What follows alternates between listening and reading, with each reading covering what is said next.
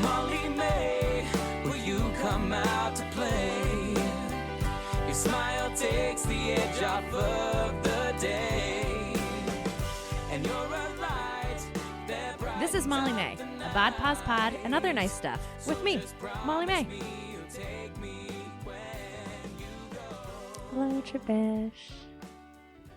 You are cute and nice.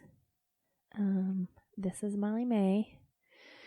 You can't tell because I'm talking like a sweet little precious, and you are my sweet little cup of nice and a cute and nice little nice thing. I'm Molly May, and I'm here to say that I'm going to stay with you all day because we're going to slay your demons away. My husband makes clay. We do it all day. And I already said day, so I'll try another way. Hey, hey, hey, who is your bae? It's Molly May. She is okay. Well, a little cray, but that's nice. Hi, nice. Yep. I'm just going to jump right in here, get my marbles back. Yeah, real quick, like. Or I'll just, like, keep making fucking fart sounds in the microphone. Like, do you ever get so nervous that you fear, like, you get so nervous that you fear that you're going to fart as, like, a consequence of your nervousness? That happens to me every time that I stand in front of like a group of, it's usually just like peers, like in front of a entire stage of strangers. I would guess I've never really done that. Stood in front of a stage of strangers. I feel like it'd be fine, but I've never done that, so I can't say that I won't fear the fart. Yeah, anytime that I stand in front of my peers and I have to talk to them about, like, I mean, anything, but, like, especially if it's, like, a work thing. So we have these, I fear that I'm going to fart. So, like, we have these all-company meetings every month, and I've had to speak at the last two. And I get up there, and I look at them, and, like, both fucking times, like, I'm not even realizing it. I'm just like, I say out loud, both times I said it out loud, you guys are so scary that you make me want to fart. And I said it out loud, and I didn't know that I said it, but there was like a video, because the one time I gave a presentation, and the second time I sang different lyrics to the song A Whole New World from Aladdin. But the lyrics were changed to instruct people how to clean the kitchen.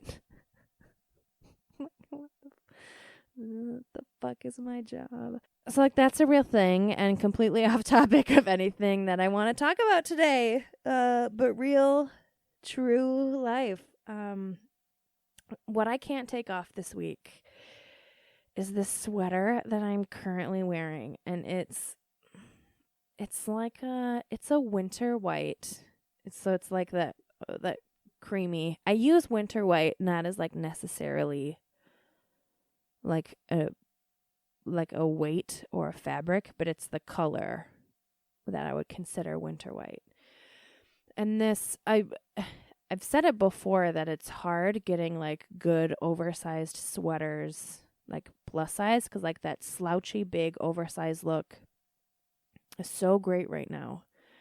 But the sweater that I'm wearing is ASOS men's. And like, hot tip, go shop the dude section.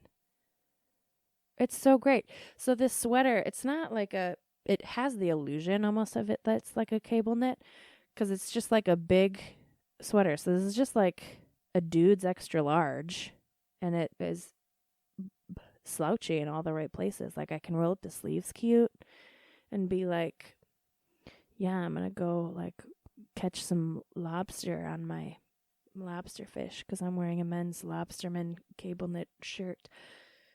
But it's just like a plain, like, thick woven sweater. But then it has like this weird, I called them appliques before, but it's not that because it's still like a cable knit, but it's not in the typical form of a cable knit. It's like, it's more like abstract-y. It almost looks like a blind contour drawing, but it doesn't, it's not like anything. We'll post a pic because I'm not explaining it well. But I'm here to say that shop the men's section because it solved the problems that I had when I was just like, I just want a big oversized sweater. And now I literally can't take it off. It's so fucking good. And I want to like throw out my entire wardrobe and just like get an entirely white wardrobe because it looks like a luxury. Like it's nice. And I can wear it with all the things. I could clearly ramble about this sweater forever. The song of the week is Forever Young.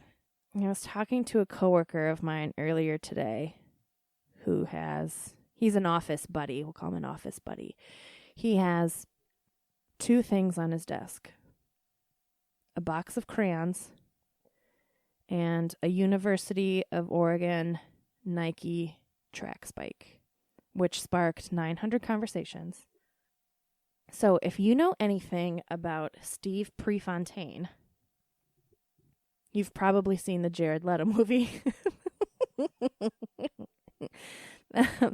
So the movie where Jared Leto plays the gorgeous Steve Prefontaine, who goes from Coos Bay, Oregon, like small boy, like it's like a Rudy story, right? To Oregon's like record-breaking long-distance runner and Olympian, and he was the protege of Bill Bowerman, who was Prefontaine's track coach at Oregon, the Oregon Ducks. And Bowerman created custom track spikes for Pre, which turned into the first prototypes of Nikes, who then went on to become the co-founder of Nike. So, if you know anything about Steve Prefontaine, you know that he was a boozer. And he died drinking and driving. And he was only 24. So the credits of this movie is Rod Stewart's version of Forever Young. And like the first time I saw this movie, I just sobbed. Like we've talked about this before. Like the youngest child of 3, very emotional by birth order. So I was in like 6th grade when I first saw this movie because my sister was a long distance runner and took a liking to Pre. So naturally, as like all younger sisters do, I also took ownership of everything that Tina liked, and like claimed it for my own because like she was my big sister. And so that was the first time that this song came on my radar. And then it came on my radar again when I got my dad the Bob Dylan. It was like the fucking like anthology CD or something. I remember it. It was red. It was a red CD. And again, I think I was in like 6th grade. And it was the first time that I had heard Bob Dylan was after I got Dad this red CD. And Forever Young came on. And I'm like, hey, Dad, I know this song. And then it became me and my dad's song. And like, I mean, you just can't beat the original Bob Dylan version. And then the sped up version of Forever Young was the theme song of Parenthood. I was like, oh my God. If you've like never seen Parenthood, you have a lot of good TV ahead of you. Like it sparked a lot of celebrity Instagram follows that I'm still obsessed with. That can be a whole other episode of like sitcom families that I stalk and am really disappointed in real life that they're not at all like their characters. Because like Hattie Braverman was me. So the dad in Parenthood is Craig T. Nelson, who was also coach, which is very interesting because he was also the coach. He was the football coach for Minnesota State. And I was so mad that their mascot was the Screaming Eagles, because everybody knows that the mascot is the Mavericks. Right? It's the Mavericks? Minnesota State? Like, they had to make it up. It's a bull. Whatever. But when I was younger, I knew, and I was like, well, this is fake, and it doesn't make sense. And there's that big boomer guy. Anyway, Craig T. Nelson has always weirdly reminded me of my dad. So, like, the song, like, being the sped up Bob Dylan version became ingrained in me even further, like, in this special spot in my heart. And like, after you watch Parenthood, you understand even more. But like, that's not even the version of the song of the week. Okay, Forever Young, Audra May, a cappella. Oh my god. So she did it for Sons of Anarchy, and I can't listen to it. I've never seen Sons of Anarchy, but I love Audra May. I can't listen to the song without like instantly getting weepish. I met Audra May through the sweet friendship that she has with my best friend Ben. And like, you can just imagine how naturally Audra May and Molly May connected. Like, the first night we met, I was like, you're my soul. And she's just like this fucking gorgeous, like Janis Joplin of a voice from Oklahoma. Oh my god, she's so wonderful and beautiful. And like, listen to everything that she's ever put out in the world. Like, do it now. I'm so actively obsessed with her always. She's an amazing songwriter that is just like slaying right now. But her a cappella version of Forever Young, oh my god, it is the most gorgeous song sung by the most gorgeous human with the most gorgeous voice, with my god, the most gorgeous feeling. Like, you can just hear all of her raw fucking emotions. I adore her. Just everything about her. She's also, is it the great niece, the grand niece? It's hard, the aunts and the grand things, how that always translates for me. She's either the great niece or the grand niece of Judy Garland. So like, fucking duh. So Audra May Music, and that's MAE, is the one to follow this week, naturally. Sorry if I left that out. Follow her for all the obvious reasons. She has this like adorable little like Toto of a dog that she calls Kiddo the Bean. Oh my god, he's so sweet.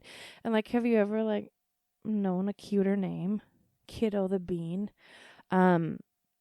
So she's been doing a lot of songwriting. She wrote Kelly Clarkson's The Heartbeat song and Miranda Lambert's Little Red Wagon and Christina Aguilera's The Real Thing. Like, those are all on like Audra May's, like the original album that I ever heard of her.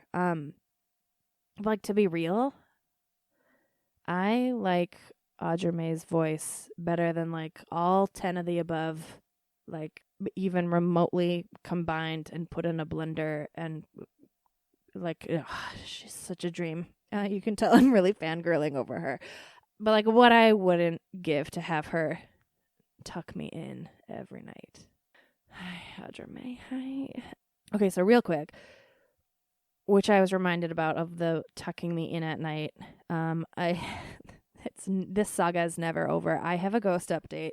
So last night, I'm in bed and I'm listening to Oprah's Super Soul Conversations. And it's the ep with the psychic Ainsley McLeod. And I mean, like, you guys, I got through like a whole like 12 minutes of it because my ghosts started acting up, or they were like, fucking pay attention to this, or some spooky stuff. So Ainsley is talking about how he came to be a psychic, like realized he was psychic, and the first time that he saw a ghost, which is like probably the biggest realist fear that I have right now, is that like, so like the reason that I'm like only half owning this ghost shit is because I'm beyond terrified that a figure will show itself to me. Like whatever, the psychic said I'm haunted, whatever, I feel things, whatever. Every once in a while there's an orb in a photo, whatever, the lights flickered, whatever. But like if I see a fucking figure of a spirit or a black cloud or whatever, like is something behind me right now. Okay, so I'm really spooked just like talking about it. So my phone, I'm listening to this pod, and my phone kept fucking scrubbing backwards like 10 seconds, like in 10-second intervals. Like, you know, there's that button, like I was listening on Spotify, and there's that button where you can just like click and it'll scrub back like 10 seconds. And at one point it vibrated. Like that happened 3 times, and then it vibrated, and like I looked, I didn't have a notification, like nothing. My phone doesn't do that, and I have positively no fucking explanation for this. So it kept like going back every 10 seconds to like when this guy was talking about that he first saw the first ghost, and I'm like, I can't. I have chills right now talking about it because it's so fucking spooky. So I had to shut it off, and like I hollered for Johnny. He was in the basement, and I was like, I hollered for him. I'm upstairs right now. I'm going to come upstairs. And he's like, oh my God. So I asked him if he'd rub my back. And he did, because I'm a baby. Poor Johnny, who, I'm like, I need you to pull the blinds and shut the door, and can you rub my back? I mean, I'm essentially like a 12-year-old. Not 12, 3-year-olds do that. God. So there's that, and like I can't even fucking listen to Oprah anymore. Like, who has the world's single most soothiest, best lyrical speaking voice in the history of the entire fucking world? Like, keep your Morgan Freemans. I will take Oprah any day of the week, but I can't even have Oprah put me to bed at night anymore because these ghosts are. And like I wasn't touching the phone. I think I left that out. It was naturally scrubbing itself, like internet glitching. I don't like it. I got the willies. Like I can never be alone again. It can't be. What am I talking about? You see how like these ghosts just like literally come and suck all my brain power? So I've been watching the Fred Armisen and Maya Rudolph Amazon show Forever, and I'm at the part where, so they're dead. Sorry, spoiler alert. They're dead, and then they can suck the energy out of the living people by placing their hands on them. It's like, dear spirits, don't fucking touch me. Keep my power. But there's something to that because I completely derailed on everything that I was going to do. I'm going to talk about the psychology of faking it till you make it, which is backed by like real deal science and experiments from like Yale and shit. I have sources. I'm going to cite sources. And to like fully circle back, that's what sparked this, is the box of crayons that is sitting on my office this dude's desk at work. So I'm at the office late. It's like 2 of my favorite dudes, office buddies that like work in the whole place. And I rarely, if ever, get to work with them. So it's always like such a treat to shoot the shit with them. And so we get to talking about these crayons, like, what the fuck? So apparently there's this study that Yale did, and Crayola crayons are apparently like the 18th most recognized smell. which is fascinating and like clicked like, yep, I get it. And when you open a box of crayons and like legit start huffing, like take a whiff of that shit, it can reduce your blood pressure by 10 points. And then like this whole researchy Yale stuff goes on to say that you should keep a box of Crayola crayons at your desk to reduce stress. Like just flip that bad boy open and like get in there. I mean, like I prefer like the chakra sprays, and there's this focus spray that I have at work, and it's like a mixture of like basil and peppermint and whale sperm and like grapefruit or something, and it looks more aesthetically pleasing than crayons, I guess. It depends what you're aesthetically into. So now I'm just gonna like start huffing crayons and see what that does and reduce my stress. It's like on my desk, like I also have like a green fluorite. So like what I'm saying is that I'm doing the same exact thing as the crayons at my desk to reduce my own stress. I'm just not huffing it. I mean, I am though, because it's a spray. This is interesting. So like I have green fluorite that I keep sitting on my desk, and it's like this gorgeous greeny crystal that's supposedly like real good for work stress and like keeping the unwanted, toxic, negative energies of coworkers away from you.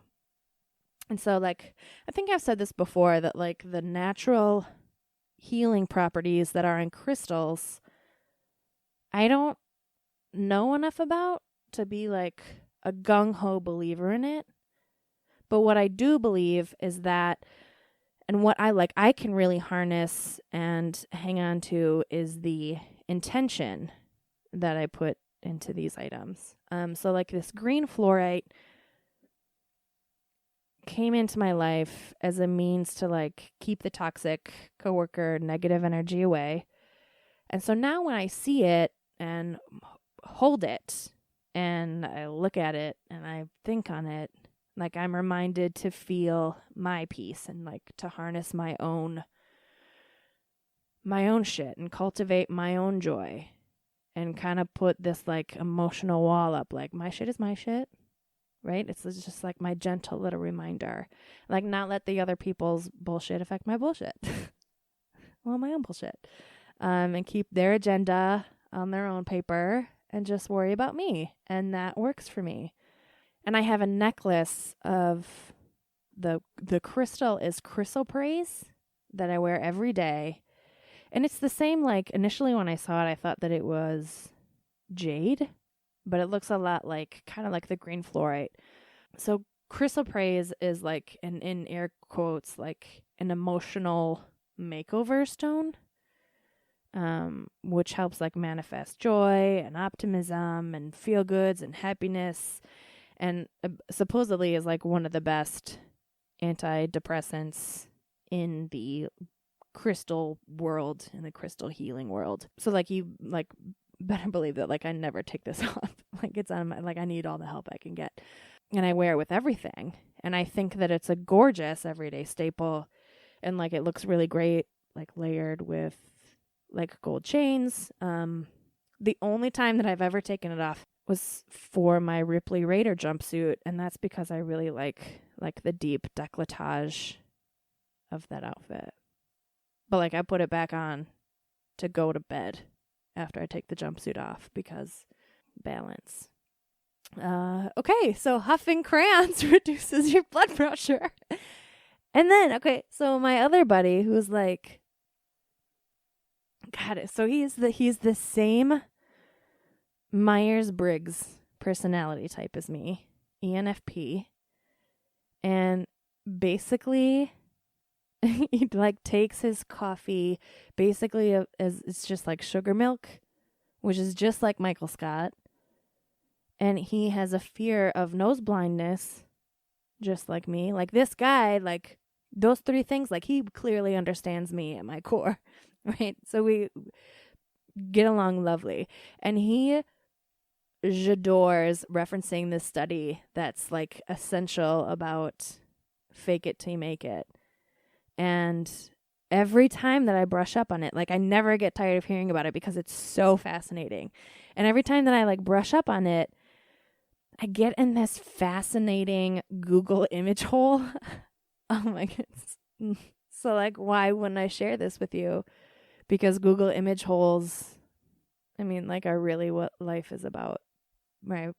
So this study was conducted at the University of Kansas by two women, Sarah Pressman and Tara Kraft, and they were testing the hypothesis of like faking a smile will trick your brain into happiness. And so there's they call it the facial feedback theory of emotion, which is where the facial muscles that are connected to your brain monitoring this activity, like thus, so like your smiling muscles are contracted, a la the brain thinks this human is happy. And so like they're like the kind of same vein, there have also been studies around like if you sit up straight, you'll feel more confident. Which is interesting because I've said that before, right? Like I'm naturally like all Grandpa May, like roundy shoulders, like, and then like gloom and doom sets in. And then like you sit up straight, like watch what happens. And there's like this, it's like an interesting mental shift that happens without you even thinking about it. I just sat up way too straight that like the microphone was. It's literally like if I sit up the way that I'm supposed to in my chair, that's like 6 inches. That's like I'm like a 6-inch sloucher. But I gotta put it back. I'm like a little like snail baby.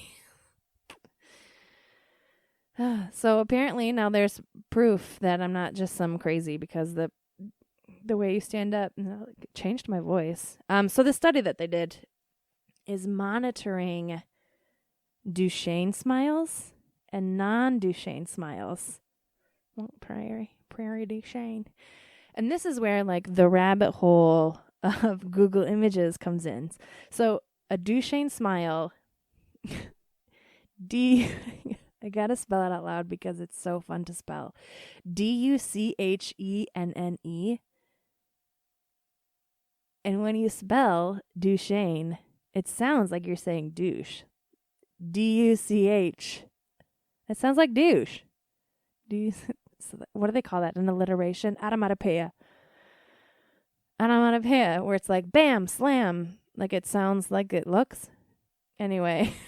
A Duchenne smile is like a genuine smile, or like a smizing, Tyra Banks smizing, smiling with the eyes. It's like where your eyes crinkle. And my favorite fucking thing about this is the first example that Google gives of the Duchenne smile, like the genuine smizing versus the non-Duchenne smile, the fake smile. The use is a photo of Joe Biden, who is a Duchenne smile, versus John Boehner, who is fucking fake smiling. It's so good. Like, there's not a better example in the entire world than Joe Biden versus John Boehner. Like, Christ. So this test, this University of Kansas test, participants were asked to hold a chopstick in their teeth, and they were given a series of tasks. Like, I don't know what they were, or like how important they were, or how hard they were, if they were like chained to a basement wall and whipped, or if it was just like read this sad paragraph. I don't know. But participants were asked to hold the chopsticks in their mouth 2 different ways. So the first was horizontal, the long way. So they are like activating their entire face. Like you hold it in your teeth and your mouth can't touch the chopstick. So you're like activating your whole face, and like you can feel it in your eyes. It's like you're fake smiling. And then the other way, they turned the chopstick so it was like portrait mode. So like the butt end of the chopstick was in their mouth, and it's just like dangling there like a cigarette. So their face was less engaged. And what they found that the people holding the pen in their mouth horizontal, this way, the way that activates your eyes, simulates a Duchenne smile. And those participants were incredibly less stressed than the butt end of the chopstick kids. A la fake it till you make it. Fucking grin and bear it. Just like get that pen in your mouth the long way, baby, till your heart pops out of its shell. And like, okay, so now that you know what a Duchenne and a non-Duchenne, it's so fun to say.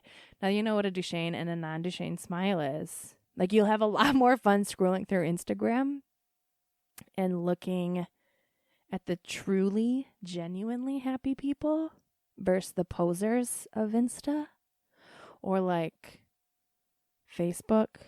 But even if you just Google Duchenne and look at their like celebrity verses, because usually Google will give you a Duchenne versus non-Duchenne. It's pretty good. I also learned that apparently a non-Duchenne smile is synonymous with Pan-American smile, which is like really fucking interesting, right? Like, hi, welcome to Pan Am, shitty, inappropriate white businessman. My name is Sherry. And it's 1958, so I have to hear to every sexist pandering remark you make with this fucking smile on my face or I'll be stoned to death. Right? So like today, if you're feeling blue, stick that pen in your mouth and activate your eyes to at least like fucking trick your brain into feeling good. And huff some crayons. I can't believe that this is all just a thing. This goes out to Hughes and Rafa. Thank you guys for your inspo. Science is cute. Bye, Chabash. Love you. And if you got this far in the pod, I'm impressed as fuck and really grateful to have you listening. If you want to know more information about me or the show, check out the show page on matriarchdm.com, where we host all of the What I Can't Take Off, our progressive Spotify playlist from the songs of the week, and obviously the reminder of who to follow for the week, all in a nice little fucking Matriarch digital media bow. Theme song is Molly May by Ben Karen. Like, I'll never get over saying that. It's so good, right? Thanks for listening. You're so cute.